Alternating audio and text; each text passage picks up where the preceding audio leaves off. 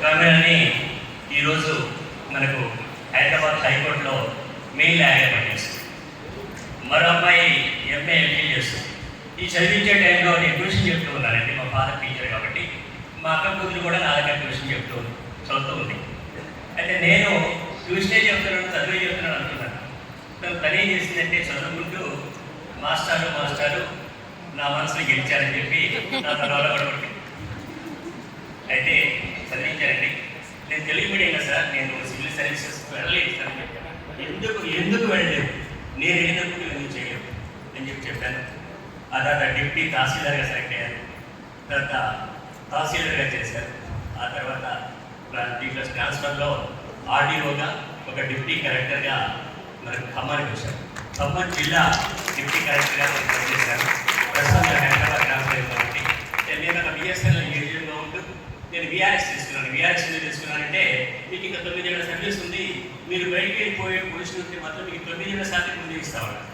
హ్యాపీగా ఎగిరిగా చేసి విఆర్ఎస్ తీసుకున్నాను. ఎందుకంటే లైఫ్లో చేయాల్సింది చాలా ఉందని తెలుసు కాబట్టి విఆర్ఎస్ తీసుకున్న వెంటనే నాకు కరోనా వచ్చిన టైంలో ఈ యొక్క వెస్టేజ్ పరిచయం అయింది. నాకంటే ముందు మాట్లాడిన మా ఫ్రెండ్స్ వల్ల ఇంకా వెనక తిరిగి చూసుకోలేదండి. నేను జాయిన్ అయిపోయాను, టీమ్ బిల్డప్ చేస్తూ వచ్చాను. నేను తెలంగాణ ఉద్యమంలో సెంట్రల్ గవర్నమెంట్ జేఏసీ స్థాపించి చాలా పెద్ద చేశాను. ఎంత చేయాలో చేశాను. ఇంకా లైఫ్లో ఇంకేదో చేయాలని ఉద్దేశంతో టీంలోకి వచ్చాను. నేను జాబ్ చేసి ఎవరికి ఒక చిన్న ఉద్యోగం కానీ ఒక 10,000 కానీ ఇవ్వలేకపోయాను.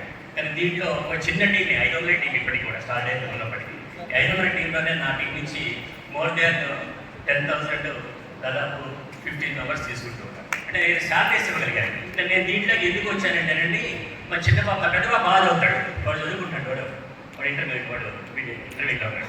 కాబట్టి చిన్న పాప 10th క్లాస్. వాడు ఏమంటాడంటే అది చదవేంట్రా అంటే, డాడీ నా ఉద్యోగం చేస్తాడు స్టేట్ గవర్నమెంట్, నువ్వు ఉద్యోగం చేస్తున్నావు, మరి ఉద్యోగం ఇచ్చే ఉద్యోగం ఉండదా డాడీ అన్నాడు.